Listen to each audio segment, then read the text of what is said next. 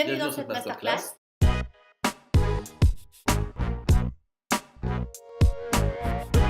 Alors avant tout, un petit rappel sur le couple conscient-inconscient, dont on vous a déjà parlé. Aristote a dit « Nous sommes ce que nous faisons de manière répétée, ainsi l'excellence n'est-elle pas un acte mais une habitude ?» Il y a 25 ans, c'est de cette manière qu'avec Estelle, nous avons appris à réaliser nos rêves et nos objectifs, mais consciemment, sans réaliser la puissance de l'inconscient. On n'aurait jamais cru que cela puisse être aussi efficace. Tous nos objectifs, et nos objectifs communs et nos objectifs personnels, ont été atteints et largement dépassés. Alors 21 jours ou 3 semaines minimum serait nécessaire pour assimiler une nouvelle habitude. Si on doit effectivement répéter cette nouvelle habitude, ce serait donc 21 jours ou 3 semaines. Il y a un débat là-dessus, sur la véracité des 3 semaines. À quelques jours près. Voilà. Aucune preuve scientifique n'existerait sur le sujet, mais encore une fois, est-ce que c'est l'essentiel? Avons-nous vraiment besoin de cette preuve pour y croire? Le bon sens parle de lui-même. Lorsque nous testons quelque chose de nouveau, nous rendons bien compte qu'au bout d'un moment, donc comme par hasard, peut-être les 20 heures, ce qui était pénible à faire parce que nous devions nous concentrer et réfléchir pour y arriver, est devenu un automatisme. Pensez, vous rappelez-vous, quand vous avez démarré l'apprentissage de la conduite de votre voiture, c'était vraiment galère, enfin, surtout pour Estelle. Oh non. Et maintenant, vous êtes passé en mode automatique. Eh bien, c'est la même chose pour tout, finalement. Alors, Milton Erickson, qui est le pape de l'hypnose ericksonienne, justement, a dit « Il est très important que les gens sachent que leur inconscient est plus intelligent qu'ils ne le sont. Il y a une plus grande richesse de connaissances stockées dans l'inconscient. » Et donc, le conscient et le vouloir, donc il fixe l'objectif.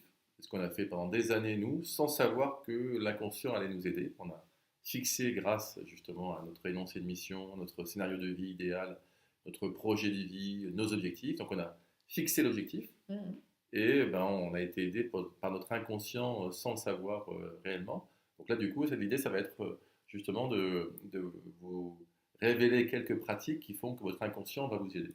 Alors c'est pour cette raison que l'objectif doit être précis. Parce que s'il est flou, l'objectif, la réalisation sera floue aussi. C'est pour ça qu'on vous a parlé précédemment justement des objectifs quantifiés, etc., avec un timing précis. Et donc, il doit y avoir une projection qui sollicite votre imaginaire, dans l'idéal, nos 5 canaux sensoriels dont on vous a déjà parlé. Donc, le visuel, l'auditif, le kinesthésique, l'olfactif et le gustatif. C'est le fameux VACOG. Et donc, l'idée, c'est pour pratiquer le bonheur, quand justement on visualise son avenir, comme vous l'avez fait dans les exercices précédents, à 80 ans, etc., eh bien, c'est d'utiliser nos propres canaux sensoriels. Si nous les connaissons, en général on les connaît, mais l'idée c'est d'en pratiquer, d'en utiliser au moins 2. Sous la vidéo, on va mettre des fichiers, des liens, justement pour vous aider à savoir ce que vous êtes dans les canaux principaux, c'est-à-dire est-ce que vous êtes plutôt visuel, auditif, kinesthésique, olfactif, gustatif, sachant que, a priori, un tiers des Français seraient plutôt visuels, un autre tiers auditif, un autre tiers kinesthésique, sachant qu'on n'est jamais l'un ou l'autre, mais on est plutôt deux en priorité. Voilà. Un mix. Donc nous, on sait, et c'est rigolo parce que maintenant on en joue, on sait que tous les deux on est des visuels, à tendance kinesthésique. Voilà. Ouais. Donc du coup, quand je parle à Estelle, si elle ne me regarde pas, c'est la fin du monde. Voilà. Et effectivement, comme on est vraiment visuel, on se rend compte que lorsqu'on porte notre regard sur quelque chose, en fait, on voit exactement la même chose.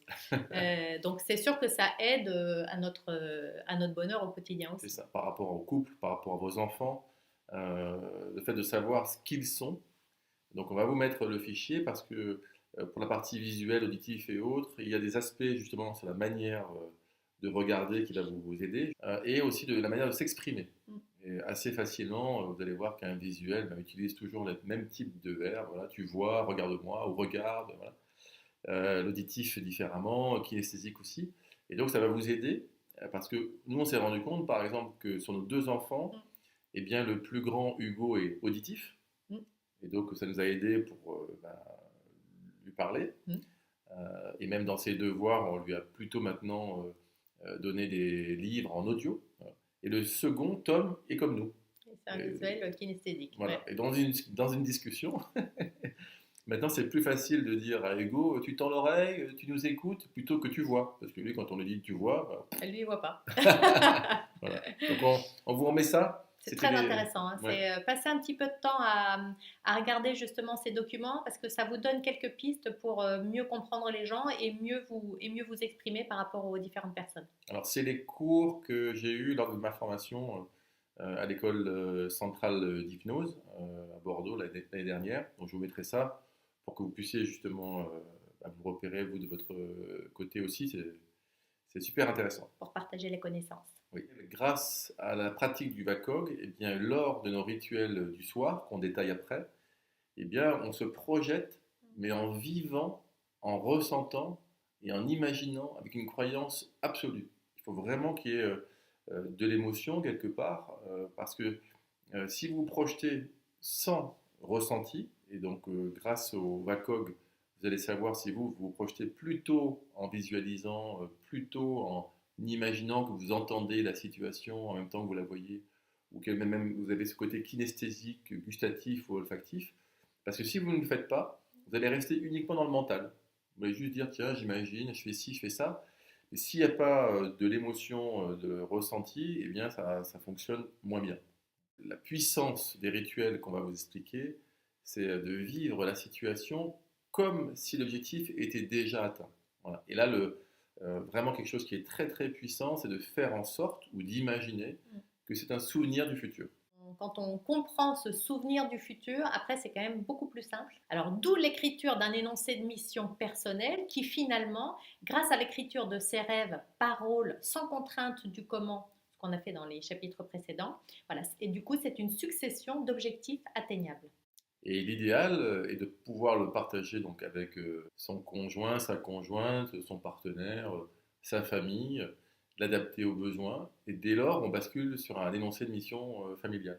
Je me rappelle quand on était en Nouvelle-Calédonie, on l'avait affiché Dans la cuisine. dans la cuisine. Ouais. Les enfants étaient petits. Bon, avec du recul, on se dit, ils ne devaient pas trop, Pas trop pas trop comprendre, mais comprendre. mine de rien, ça a certainement fait son chemin. Il y avait dedans, alors qu'on n'était pas encore parti en tour du monde, mais il y avait dessus, était noté notre tour du monde, la date de départ, même sur un moment on l'a avancé un petit peu, il y avait bien noté notre tour du monde familial.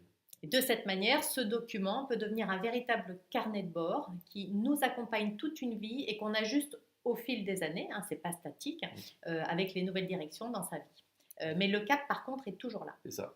Alors ce qui est super intéressant aussi dans la démarche du carnet de bord, de l'énoncé de mission, du scénario de vie idéal que vous êtes en train d'écrire ou que vous avez peut-être déjà écrit, c'est que c'est pas figé. L'idée c'est ça. C'est que nous par exemple dans notre carnet de bord, il y avait finir notre vie, il y est toujours. Hein. Avant de partir en Nouvelle-Calédonie, on avait déjà ce sujet-là qui était cet objectif de vie de finir sur un catamaran en Polynésie. Il n'y avait pas retour sur la case métropole. Non, c'est vrai. Mais pour autant, on a justement modifié un petit peu. Le cap est toujours là. On a toujours envie de finir notre vie, on a le temps, hein, mais en Nouvelle-Calédonie, en Polynésie, sur un catamaran et d'être tout beau, tout nu, tout bronzé. Euh, et du coup, on tire un bord, mais le cap est toujours là. Et l'idée est que votre énoncé de mission soit facilement accessible, hein. Donc smartphone, tablette, ordi, imprimé et relié. Et comme ça, vous pouvez vous en imprégner régulièrement. Nous, on l'a sur notre table de chevet. Quand on s'en va en vacances, on l'emmène avec nous. Voilà. C'est dans les moments d'attente, les moments de détente, avant de vous coucher. Et c'est très bien avant de se coucher finalement, parce que comme la nuit porte conseil, voilà, ça permet de se remémorer voilà, son cap à suivre et on dort bien. Et pas de pression inutile, surtout. La vie fait qu'on est tous un petit peu, justement, un petit peu débordés. On a des impératifs perso, pro, etc. Si un soir vous n'avez pas envie de lire votre énoncé de mission, ben, ne le lisez pas. Mais l'idée, c'est de faire de son mieux. Encore une fois, on est dans les accords Toltec. Si vous les lisez au démarrage parce que vous êtes super motivé tous les soirs, puis qu'à un moment la pression retombe un petit peu, et que vous sentez en plus que ce que vous lisez est en train de se réaliser ou se réalise, encore une fois, pas de pression inutile. Alors, comment vous aider à trouver cette respiration dans vos pensées? Vous faire aider par votre partie inconsciente, donc le subconscient, l'enfant intérieur, et donc réaliser vos rituels du soir. Par exemple, la méditation de pleine conscience est un outil fabuleux pour ouvrir cette porte vers, on va dire, l'inconscient, l'univers, l'invisible, peu importe le terme que vous utilisez. C'est tout comme des balades en forêt, les balades sur la plage pieds nus qu'on appelle le grounding, ou une alimentation plus équilibrée. Et l'idée, c'est d'adapter tout ça à son rythme de vie. Alors, en plus, ce qui est génial, on parlait tout à l'heure des manières d'apprendre qui sont devenues maintenant diverses et variées. Et bien là, par exemple, pour la méditation pleine conscience, vous avez une application sans faire de pub, parce que nous, on n'a aucun intérêt avec eux, mais Petit Bambou, on a testé, ou SetMind, par exemple. Vous avez des accès gratuits, après des formes d'abonnement. Mais vous avez aussi des vidéos gratuites sur YouTube. La méditation, par exemple, de Christophe André, qu'on a faite juste avant de faire cette vidéo, qui s'appelle Se détacher de ses pensées. On va vous mettre le lien également sous la vidéo. Vous pouvez faire des méditations en groupe ou pas. Encore une fois, on fait de son mieux. 5 minutes, 10 minutes, voilà, c'est vraiment à votre choix. D'autres vont pratiquer l'apnée. Par exemple, mon frère le fait et quelque part il doit méditer sans le savoir. Maintenant il sait qu'il médite, mais à une époque quand on en a parlé, c'est pas forcément le cas. Ou c'est comme l'hypnose, c'est un petit peu à la mode actuellement. Mais finalement, on est souvent en auto-hypnose quand on conduit sans le savoir. Entre guillemets, on se réveille, mais surtout on revient un petit peu plus conscient de ce qu'on fait. Et finalement, on a toute la journée des phases d'auto-hypnose. Donc il y a bien des passerelles, effectivement, entre, par exemple, l'hypnose et la méditation. Certains vont dire que c'est de la méditation active, l'hypnose. Peu importe le terme qu'on y donne, on a quand même aujourd'hui beaucoup de manières d'accéder à cette partie inconsciente, conscience élargie, conscience modifiée, pour justement influer plus facilement sur notre avenir. En réunion de bureau, on doit être un peu en auto-hypnose. C'est clair. Il y a même un diplôme universitaire pour ceux qui sont justement absolument convaincus qu'il faut des preuves ou des validations scientifiques. Il y a un diplôme universitaire intitulé Médecine, Méditation et Neurosciences qui est délivré désormais depuis 2012 à la faculté de Strasbourg, grâce notamment au docteur John Kabat-Zinn et son programme MBSR de réduction du stress basé sur la pleine conscience. Pareil, on vous mettra en dessous un de ses livres et puis le lien justement vers son programme MBSR. Et donc l'intention est bien d'apprendre à pratiquer la méditation. Le mot à la mode, c'est mindfulness, hein, mindfulness, et de l'intégrer dans sa vie quotidienne. Alors sans oublier d'autres activités et sports qui sont aussi à la mode en ce moment, mais parce que les gens doivent en avoir besoin, comme le yoga, la relaxation. Les études sur les bienfaits du yoga convergent toutes vers le même constat. Son action est bénéfique tant sur l'esprit que sur le corps. Il aide au bien-être d'un point de vue général, mais plus concrètement à lutter contre les maladies cardiovasculaires. Il favorise la digestion, l'irrigation des organes vitaux. Ça apporte vraiment un bien-être. Pourquoi tu fais du yoga, toi? Oui, je fais du yoga. Je pratique le yoga. Alors pour le yoga, on pratique depuis quelques années. C'est vrai qu'aujourd'hui, on aurait du mal à s'en passer. C'est sûr qu'on ressent les effets bénéfiques, pas que sur le fait d'être détendu, mais ça joue en effet sur l'esprit et le corps. Alors, il y a d'autres pratiques également. Quelque part, écoutez-vous, faites-vous plaisir, faites des tests. Alors, on a ce qu'on appelle l'EFT, Emotional Freedom Technique. C'est une sorte d'acupuncture digitale. Vous avez aussi le MDR au niveau des yeux, où vous suivez donc le mouvement, c'est Eye Movement Desensitization Reprocessing, avec un accent anglais parfait. Là par contre, c'est une sorte de caricature, hein, de sous-hypnose. Enfin, ça s'adresse en fait aux gens qui sont plutôt visuels, justement. Si vous n'êtes pas forcément visuel, il se peut que cette technique ne vous aide pas vraiment.